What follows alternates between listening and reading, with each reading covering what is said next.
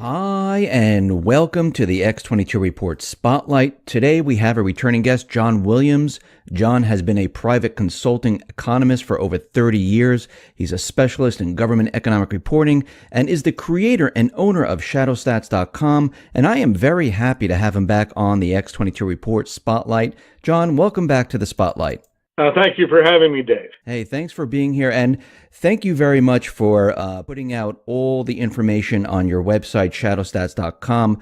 I appreciate it, and I know many people appreciate it. And thank you for putting out the truth of what's really happening. I wanted to start off with all the different numbers that are out there. Obama is leaving office right now, and we see the unemployment is at 4.6%. Initial jobless claims, well, it's at the lowest point in 43 years. From all of your research and everything that you've been looking into, are these numbers actually the true numbers? Well, a lot of it's a matter of definition, and the other's a great deal of interpretation. In terms of let me hit the simplest first, which is the low level of new claims for unemployment insurance.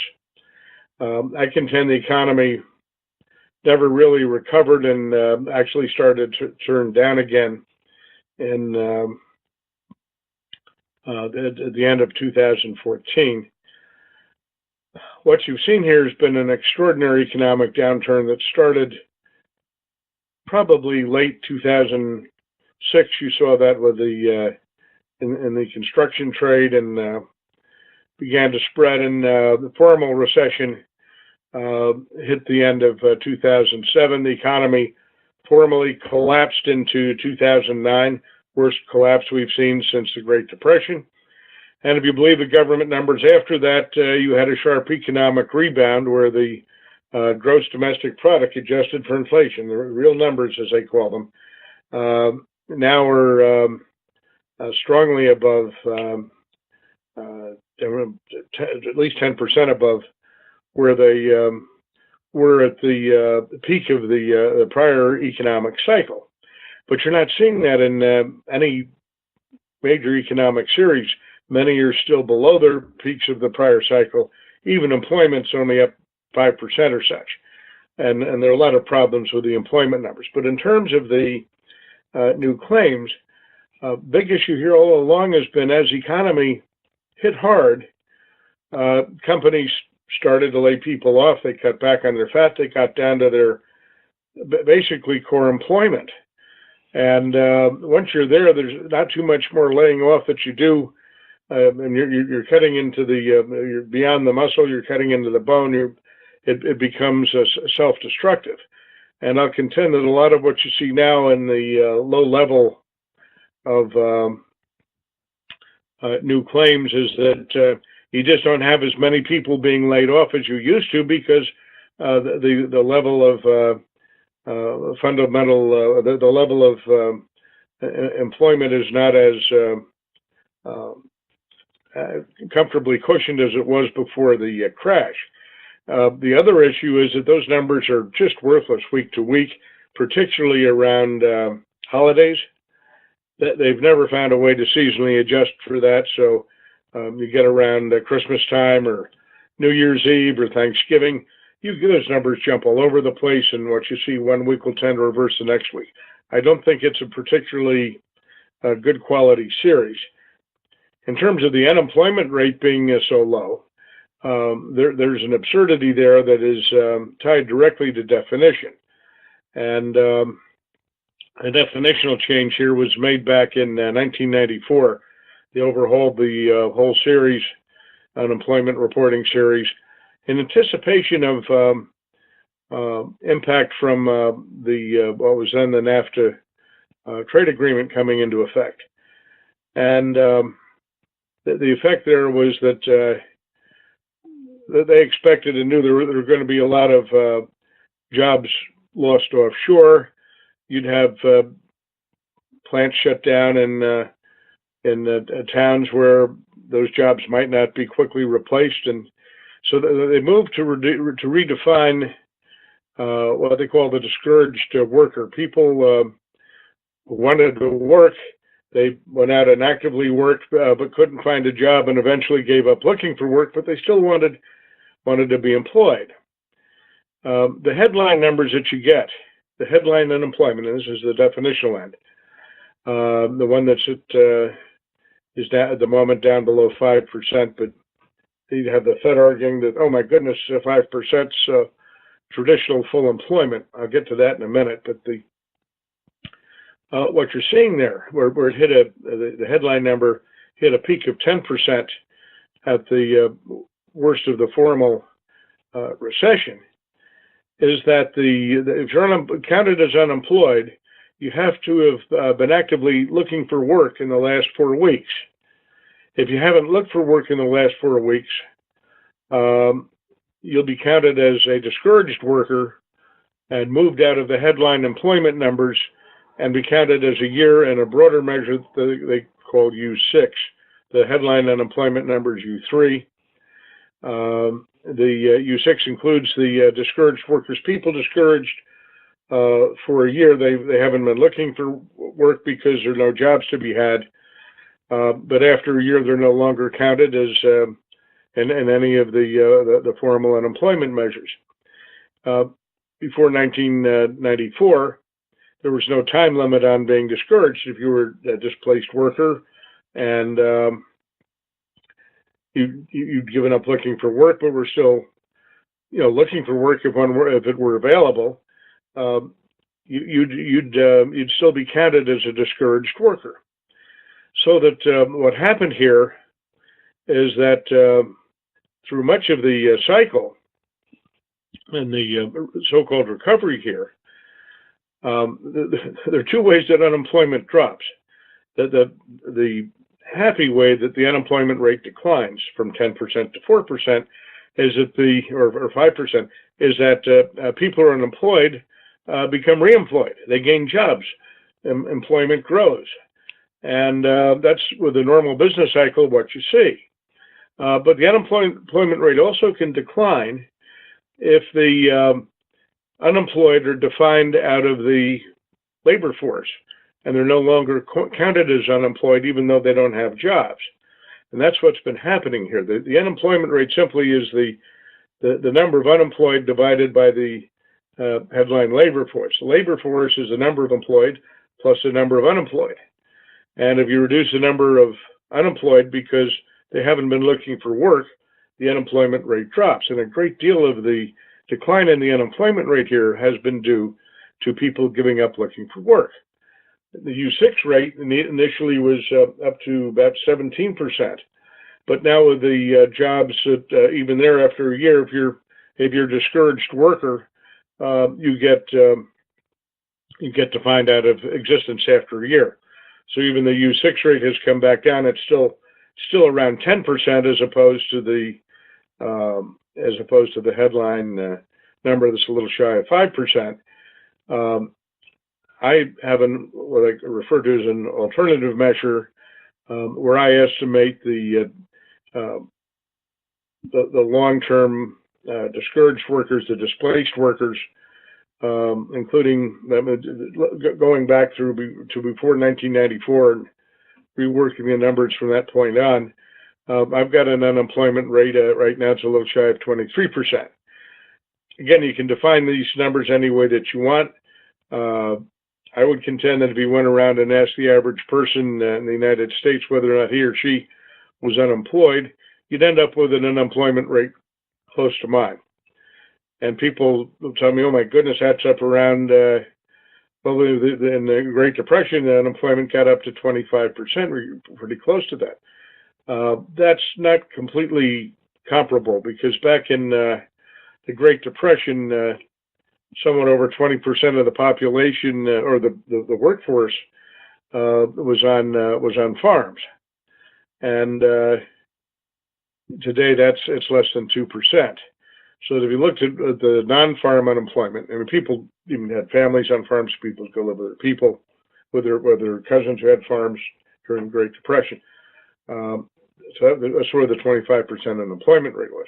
If you look at the non-farm unemployment rate in the Great Depression, it's estimated peak level about 35%, and I think that's a reasonable comparison to my number. We're well shy of that. it's as bad as we've seen since the Great Depression, but it's not that much worse than you've seen in the some of the big economic declines we had in mid 70s or the early 80s. I wanted to move on to GDP, and we know throughout Obama's term he didn't get a quarter above 3% until last quarter. Right before the election, all of a sudden GDP went up to like 2.9%, then it was revised to 3.5%. And when you look at the GDP numbers, do you believe that the last figures that are out, that we actually hit 3% GDP? And actually, what is the real GDP number? Well, I contend the real GDP number is flat. Again, if you look at the formal GDP, the economy collapsed into 2009 and then just basically rebounded, kept going higher and higher and higher. And it's well above its pre-recession high. That's due to two factors. One, the GDP series has been redefined in the last couple of decades to add in all sorts of defined niceties that are purely theoretical, but the average guy doesn't see them from a meaningful standpoint in terms of economic activity. For example, adding in intellectual properties. Big changes in the GDP due to the fact that the U.S. television network imported intellectual property from Brazil with the Rio Olympics. You have a movie. You put a long-term value on it. They plug it into the GDP. You take away all that nonsense here, and a number of underlying assumptions that have been altered over time. That knocks a lot of the headline GDP growth out of there. But putting that aside, there's a major problem with inflation, and inflation has been redefined over the years. One of the factors is what they call hedonic quality adjustments, and what's done there is if a product goes up in cost, it could be due to inflation, or maybe there have been quality changes that are measurable and that have upped the cost of the product, and you need to adjust for quality. And that's a legitimate issue. There are quality adjustments here that are very difficult to measure. And again, they've introduced a computer modeling to estimate them. The average person doesn't see these issues. For example, going back in time, one of the early examples was government mandating new emissions reformulations for gasoline. And what it did when this particular formulation was mandated and went into effect was it added 10 cents per gallon to the cost of gasoline. Now, the average person didn't recognize that extra 10 cents as being, oh my goodness, I'm getting more, I'm getting better quality air because of this. They're moaning and groaning as they fill their tank to go to work. The gasoline's costing them more. And that's, nonetheless, the government didn't put it into the CPI, it didn't get into the headline inflation numbers, although they later retrenched and reversed that. The concept is there with a lot of issues where the government determines that there's a quality improvement, but the person who's buying it doesn't have an option in terms of not buying that quality improvement. And as a result, nonetheless, the headline inflation number is reduced. Well, the GDP, as it's reported, is adjusted for inflation. And if you overstate inflation, you artificially depress the real GDP, the inflation-adjusted GDP. And if you understate inflation, you artificially boost it. Well, the introduction of these hedonic quality adjustments, making adjustments, for example, to computers. The effect there was to artificially reduce the GDP implicit price deflator, the GDP inflation measure, boosting economic growth. And when the United States did this, other countries such as Germany and Japan didn't follow us, at least not right away. It was even discussed in the president's annual economic report. You know, boy, my goodness, we're boosting GDP by reducing inflation here. Well, yeah, over time, the difference now is that you're seeing about an artificial reduction of 2 percentage points in the GDP, which means that the GDP is overstated by about 2 percentage points after inflation adjustment. And if you knock out those understatement of inflation, what you find is that the GDP, instead of rebounding from its crash into 2007, basically has been flat. And we're seeing that in a number of areas, ranging from some elements in industrial production to the housing market. We've had an generally increasing trade deficit. I'll come back to them, but just getting back to that GDP number for a moment. By changing the way the inflation was calculated, the U.S. all of a sudden was showing stronger economic growth than countries such as Japan and Germany on a relative basis, as to what had been shown before. Germany and Japan initially didn't change their deflation methodology, so that this period of protracted weak growth that was seen, for example, in Japan, largely was due to just how people were deflating their numbers and just utter nonsense. And so the GDP is the most worthless of series, even though it's the most widely followed. It's been heavily manipulated over time.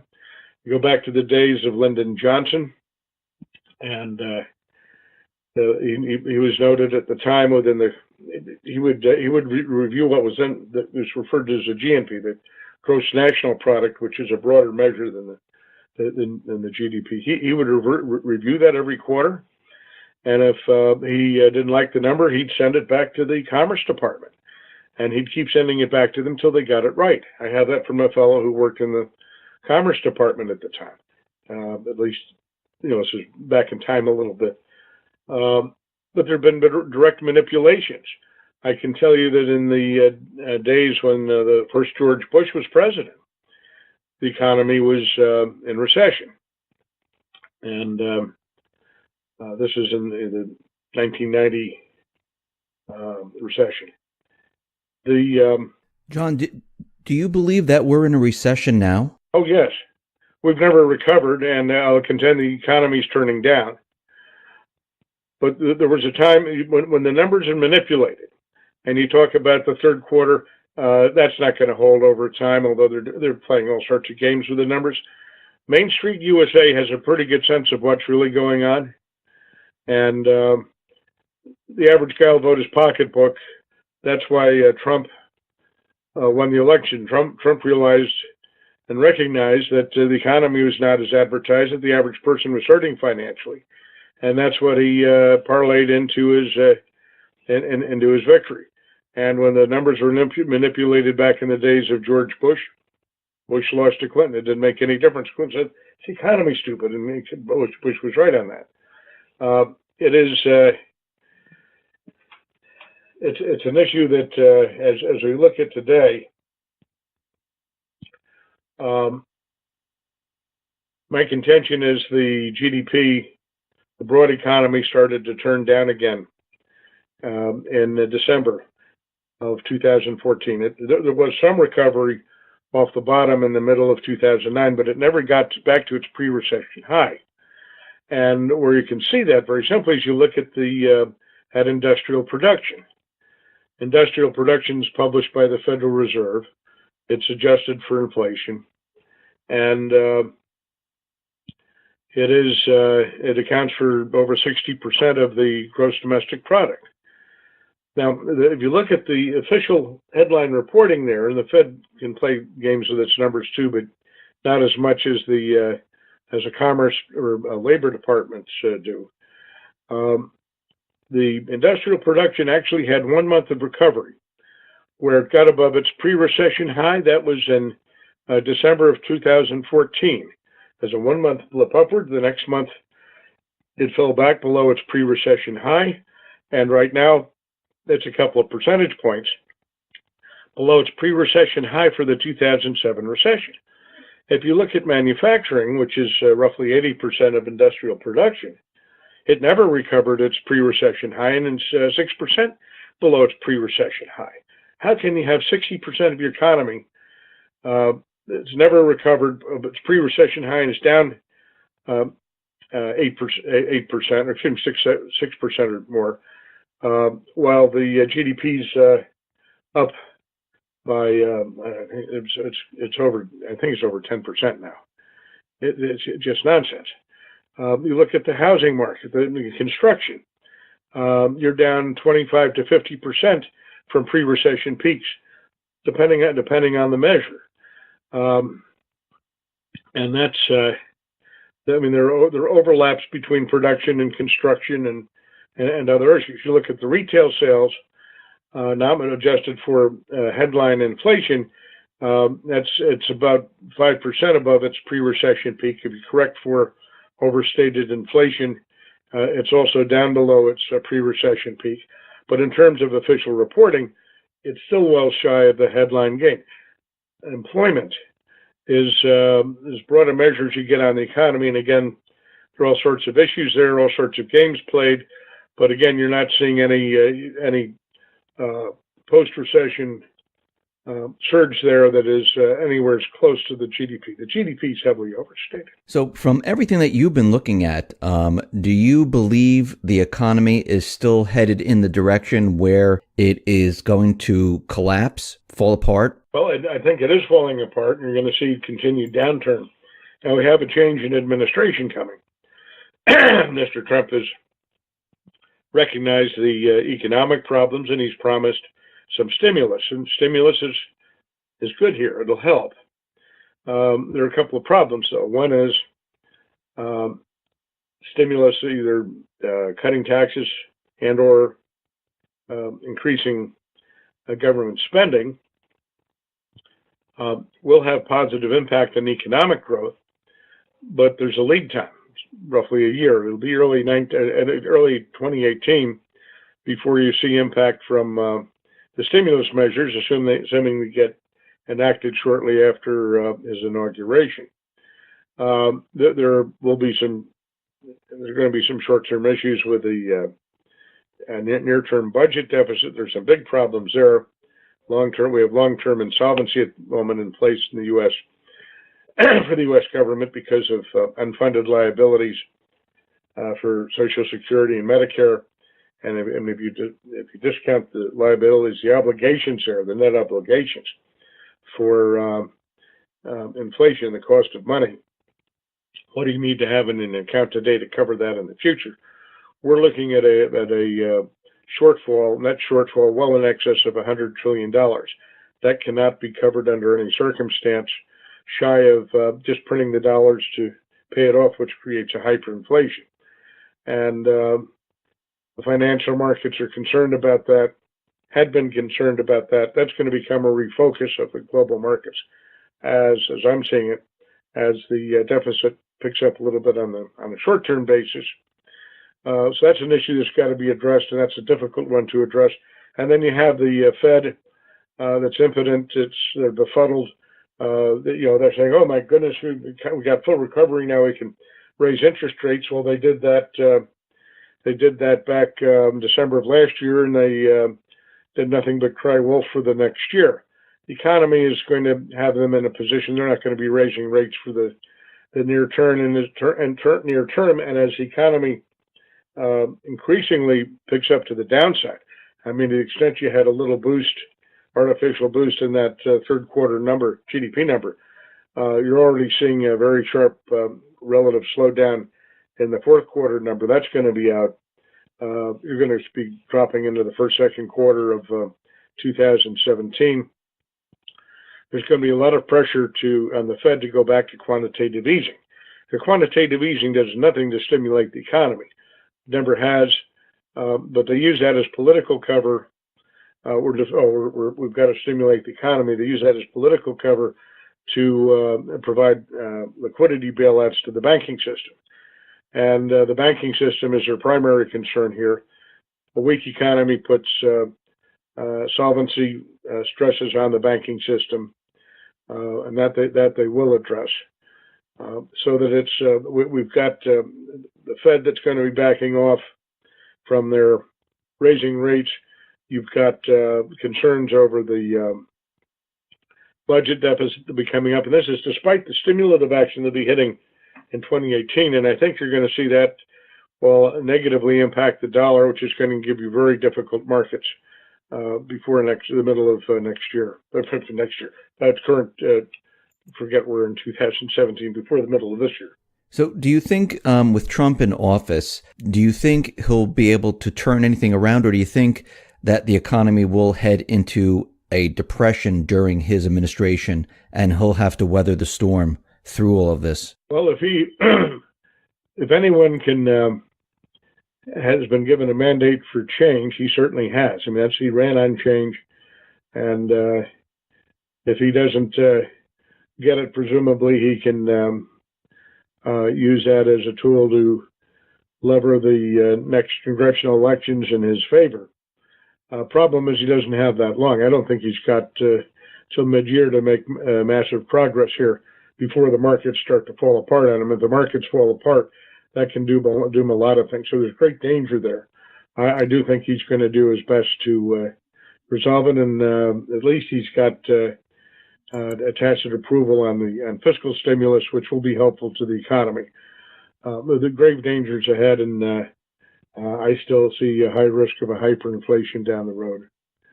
Not that far down the road, so it's a time to be very cautious. I'd look at the looking at the risk of very high inflation, hyperinflation down the road, getting some assets into they're not already there in the physical gold, holding them there through the crisis.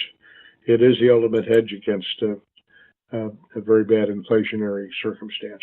John, you mentioned hyperinflation. When you're talking about hyperinflation, what exactly do you mean by hyperinflation? Like, what will people feel when hyperinflation hits? Well, what they'll see initially is that prices are surging, and eventually the dollar will become worthless.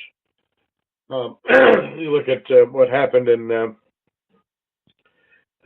German Weimar Republic, common comparison point, but that's when you have a hyperinflation, the currency gets debased, to print the money to meet obligations, and that's what Greenspan said. Hey, people raise risk. The U.S. is at risk of defaulting on its debt, and Greenspan said very simply, the U.S. will never default on its debt because its debt's denominated in dollars, and it has a printing press so it can print the dollars. Yeah, and that's what gives you full debasement of the currency.